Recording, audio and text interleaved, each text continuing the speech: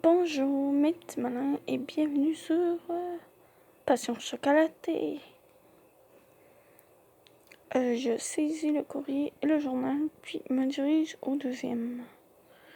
C'est pour Mitsuki. Oh, je fais tomber plusieurs enveloppes devant la porte de Mitsuki. La chambre de Jin semble ouverte. J'observe à l'intérieur. Aucun signe de Jin. Où est-il parti à cette heure? Impossible. Je m'inquiète puis me dirige au rez-de-chaussée. Jin?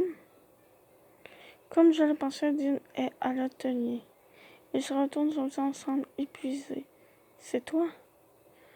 Tu es resté debout toute la nuit. Je n'ai pas le temps. Arrête, va dormir, tu vas ruiner ta santé. Désolé, mais je n'ai pas d'ordre à recevoir de toi. Jin, il devrait bientôt être prêt. Il murmure puis se retourne vers le plan de travail.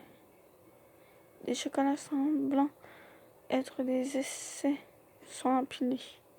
Jin en prend un, la place en bouche. Enfin, et fait un visage étrange. Puf, ce n'est pas bon. Quelque chose manque. C'est quoi cet impact? Jin murmure de frustration puis il lève la tête. Jin, mais j'aime tes chocolats, Jin. Je ne mens pas alors. Tu as vraiment des goûts étranges. Jin, c'est inutile de t'inquiéter pour quelqu'un comme moi. Peut-être, mais j'aimerais que chaque personne de la Terre ait des goûts aussi étranges que toi. Jin me tapote la tête puis quitte l'atelier. Jin, attends. Tu ne vas pas sortir, hein? Si je viens marcher un peu. Mais plus des cordes, là. Si tu as quelque chose à faire, tu devrais le remettre à plus tard. Mais attends. Il me laisse de côté puis quitte la boutique. Sans parapluie, évidemment. Jin, non, attends. S'il marche sous cette pluie sans parapluie, il va tomber malade. Surtout s'il est fatigué. Bon, on fait une petite pause.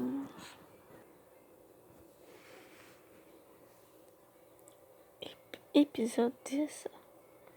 Sous la pluie. J'attends. Voilà. Attends. Jin passe rapidement la porte de la boutique sans parapluie. Ma voix est étouffée par la pluie et ne parvient pas aux oreilles de Jin. Que faire? Il va tomber malade à ce rythme. Je cherche dans les environs, puis découvre des parapluies réservés aux clients près de la porte. J'en saisis un pour Jin, cours après lui sans parapluie pour moi. Des sons de pas sur l'eau se font entendre sur le sol mouillé.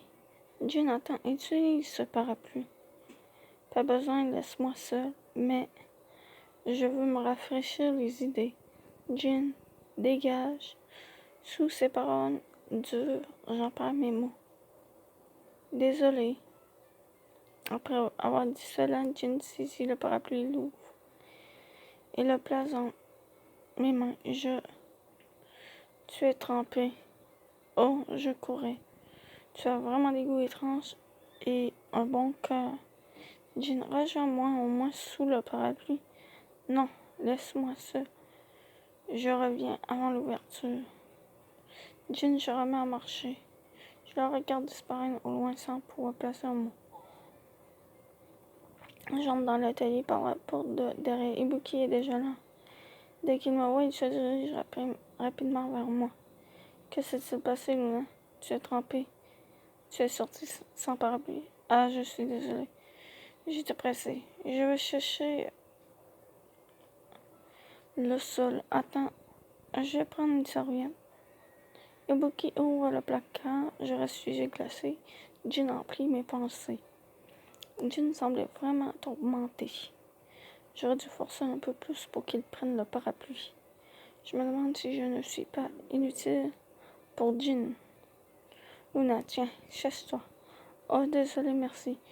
Je saisis la serviette et essuie les endroits mouillés.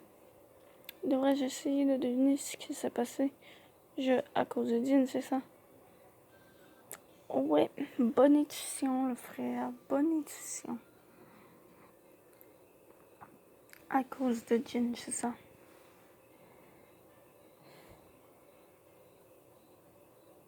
Je lève la tête, les yeux d'Ibuki sont fixés sur moi. Comment sais-tu? Je peux le dire juste en te voyant. Et pourquoi es-tu allé si loin? Je me résigne et explique à Ibuki ce qui s'est passé. Jin est sorti malgré la pluie. J'ai couru après lui avec un parapluie, mais il n'a pas accepté.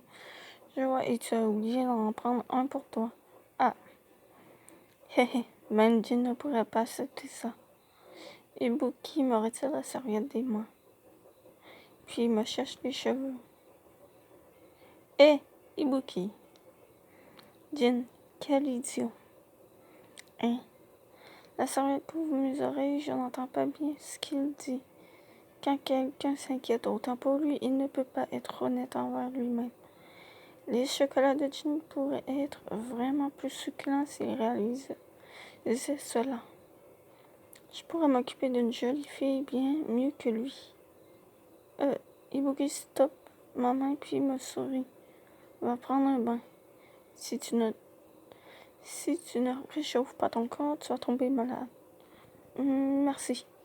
Beaucoup. Je serai de retour en ouverture. Pas besoin de te presser. Je remercie Ibuki puis retourne à la maison. Ah oui, par la porte de derrière.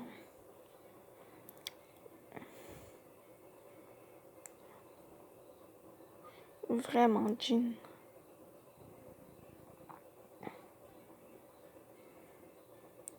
Oh, bon retour, Jin. Où étais-tu? Luna était inquiète. Ça ne te regarde pas. Ah, je vois. Donc, tu penses que tu pourras préparer les chocolats pour la finale? Pas encore. Un impact, c'est quelque chose que je ne comprends pas. Je vais prendre un bain. Pas maintenant, Luna y est. Elle était glacée à cause de quelqu'un. C'est quoi ce sarcasme? Rien du tout. Au fait, Jin, je peux te parler de quelque chose d'autre? Quoi? J'ai développé un intérêt pour Luna. T'as quoi? Oula! Ça va barder, je pense.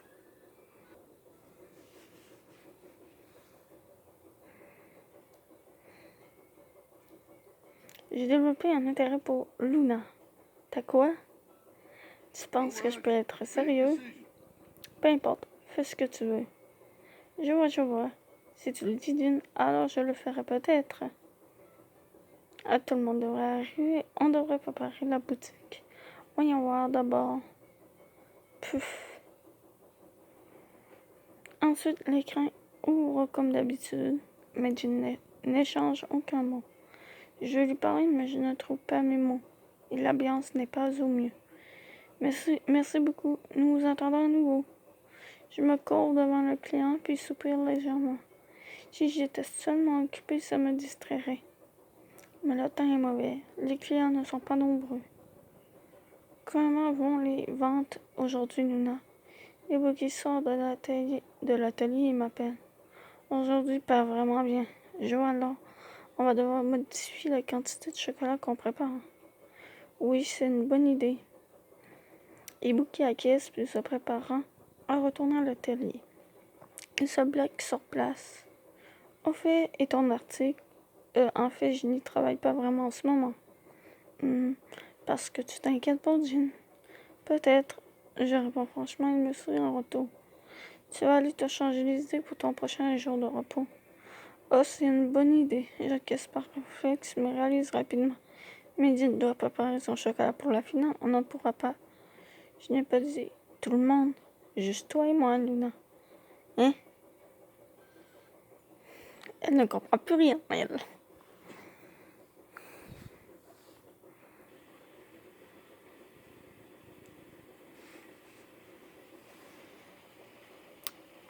Je n'ai pas dit tout le monde. Juste toi et moi, Luna. Hein? Que dirais-tu d'un film? Je ne pense pas que tu en aies vu récemment. Mais quel genre de film y a-t-il en ce moment? Je pense avoir vu pas mal de pubs pour...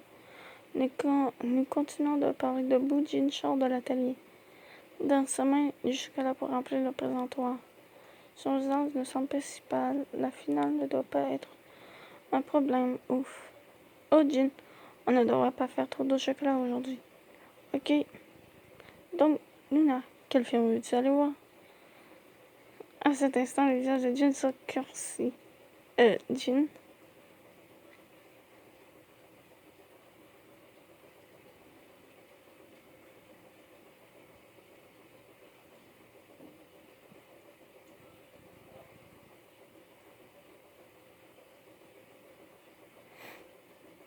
Je ne vais pas au cinéma. Voilà.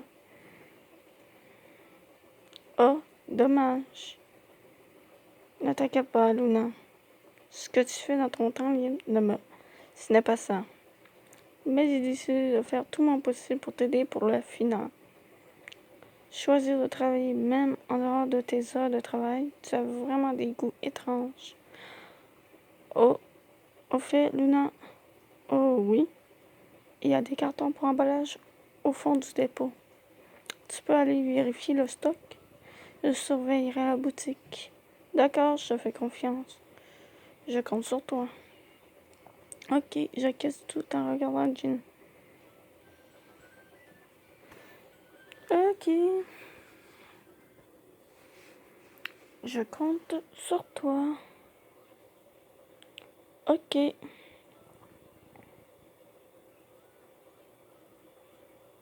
J'acquiesce tout en regardant Jin. Qu'est-ce que tu veux? Rien. C'est vraiment bizarre. Il me dit cela d'un air doux, puis retourne à l'atelier. Je termine l'inventaire des boîtes. Et alors que je retourne dans la salle pour prendre une pause, Mitsuki prend son repas. Oh, Mitsuki. Oula, tu fais une pause? Ouais. Comment va Jin récemment? Il a l'air ailleurs. Oui, il semble énervé. Ses produits n'ont pas l'air d'évoluer comme il faut. Il devrait se reprendre s'il réussit. C'est juste temporaire, je pense. Tu as raison. Mais j'ai l'impression que ça ne va pas aller mieux d'ici peu. J'espère que tu trouveras quelque chose. Quelque chose? Mitsuki, plongeant dans ses pensées, me regarde puis murmure. Tu es peut-être ce quelque chose, Luna. Moi, pourquoi? Jin semble avoir confiance en ton goût. Si tu dis que c'est bon, Luna, je pense que ça l'aiderait pour sa confiance. Mais il ne m'a pas proposé de goûter ses créations. Je vois, alors j'espère qu'il y a un autre moyen. Un autre moyen? J'ai essayé d'y réfléchir. Que puis-je faire pour Jin à présent? Je cherche comment je pourrais lui donner conseil, même si je ne l'aide pas à goûter. Un impact n'est pas quelque chose de simple à trouver. Je me demande ce que les juges cherchaient dans les chocolats de Jin. Les mots de Mitsuki sont hésitants. Que cherchait-il, hein? Oh, une idée me traverse soudainement l'esprit. Mitsuki, j'ai trouvé ce que je pourrais faire. Oui, merci pour le conseil. Je m'en occupe de suite. Ok. Je quitte Mitsuki puis me dirige à la hâte vers l'atelier. Ceci afin d'obtenir une demi-journée de congé par Ibuki. Si je vais là-bas, je suis sûr que je vais retrouver Jin. Donc, c'est l'épisode 11. Je vais être utile. J'ai pris ma demi-journée de congé et me dirige au bureau d'édition. Bonjour. Oh Luna, bonjour. Et le rapport? J'ai besoin de données, donc je suis venue les chercher. On avait un magazine mensuel sur les avis de chocolat que sortent les juges. C'est ici quelque part, non? C'est ici. Tu ne le lisais pas avant d'aller à l'écran? C'est celui-là. Je saisis les magazines empilés sur mon bureau puis scanne les pages de vie. Cette boutique est impressionnante, acclamée par les juges. Fais voir. Oh, en effet, c'est rare. On dirait que les juges ne donnent jamais de très bonnes notes. Si je mange un chocolat de cette boutique, je pourrais savoir pourquoi le chocolat de Jin n'a pas reçu tant que point que ça. Bien, je vais à cette boutique. Si c'est à Ginza, ça ne devrait pas prendre beaucoup de temps. Tu viens d'arriver et tu pars déjà, tu sembles occupé. Je reviens plus tard. Bonne journée. Vraiment. On dirait que tu as grandi un peu de temps depuis la dernière fois que je t'ai vu.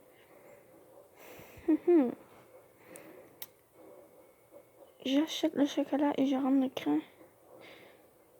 J'achète le chocolat et je rentre. Le crin est sur le point de fermer. Bon retour, Luna. Tu as profité de ta journée de repos? Oui, je vais manger ça. Et voir si je peux trouver un moyen d'aider Jean. Je vois. Ibuki regarde la marque de la boutique de chocolat dans mes mains et fait un signe de tête. On va restaurer de 1. Parce que je veux voir un peu la suite. Je vois. Ibuki regarde la marque de la boutique de chocolat dans mes mains et fait un signe de tête. Tu devrais le manger discrètement dans ta chambre afin que Jean ne s'en aperçoive pas. Le Jean de maintenant, il serait probablement enragé s'il te voyait manger du chocolat de notre boutique, Luna. Je ne pense pas que mieux vaut prendre ses précautions. Je n'ai pas besoin d'aide pour fermer. Dépêche-toi d'aller dans ta chambre. J'y vais, merci beaucoup. Je prends Ibuki au mot et quitte les lieux rapidement. Je retourne dans ma chambre, ouvre le chocolat que je viens d'acheter. Une truffe rhum raisin, c'est ce que les juges ont apprécié. Je saisis la petite truffe et la place sur ma langue. Délicieux. Les mots sortent de ma bouche spontanément. Le pavé de chocolat au thé de Jean était délicieux, mais je n'ai pas ressenti ce je ne sais quoi dans le chocolat de Jean. J'imagine que c'est la raison de sa note. Je suis parvenue à une conclusion. Je ne sais pas quoi faire. Devrais-je en parler à Jean? C'est peut-être contre-productif. J'ai beau réfléchir, la réponse ne vient pas. Tard la nuit, je finis par trouver. Si je n'en parle pas à Jean, son chocolat ne progressera pas. Donc, même si ça le fera aller mal, je dois lui dire. Jean est sûrement à l'atelier ce soir aussi. Je décide d'y aller. Je le savais, il est là. Jean est seul à l'atelier face au plan de travail. Il semble plus figé que d'habitude. Je peux dire qu'il n'est pas satisfait. Je parle, Jean me regarde. Luna, tu sais quelle heure il est? Ah, mais non! Pourquoi qu'il nous coupe là-dessus? Voilà, je l'ai restauré d'un autre. Luna, tu sais quelle heure il est? Je n'ai rien à te faire goûter. Retourne dans... Non, je ne suis pas là pour goûter. J'ai quelque chose à te dire. Quoi? En fait, j'ai essayé un des chocolats acclamés par les juges. Quoi? Et je pense savoir pourquoi. Pourquoi les tiens n'ont pas eu une bonne note. L'expression de Jean devient de plus en plus stricte. Son irritation est palpable. Mais si je ne lui dis pas, Jean, ton chocolat était vraiment délicieux. Mais j'ai l'impression qu'il manquait quelque chose. Même s'il est délicieux, ce manque attire l'attention et la langue n'est pas satisfaite. Je vois. Oui. Hein? Oh, tu n'es pas en colère? Pourquoi serais-je en colère contre toi? À propos de tes chocolats? Je sais qu'il manque de quelque chose. C'est pour ça que je n'ai pas eu une bonne note. Même si tu n'avais rien dit, les résultats auraient été les mêmes. Jean, j'ai fait de toi ma goûteuse pour découvrir ce qu'il manque. Et même aujourd'hui, tu prends le temps de manger du chocolat d'une autre boutique et tu me donnes tes impressions. Ce n'est pas ta faute, Luna. Tu fais ce qu'il faut. Oh, mais il est si gentil, des fois. Mais bon, je dis à plus et on se retrouvera dans d'autres vidéos.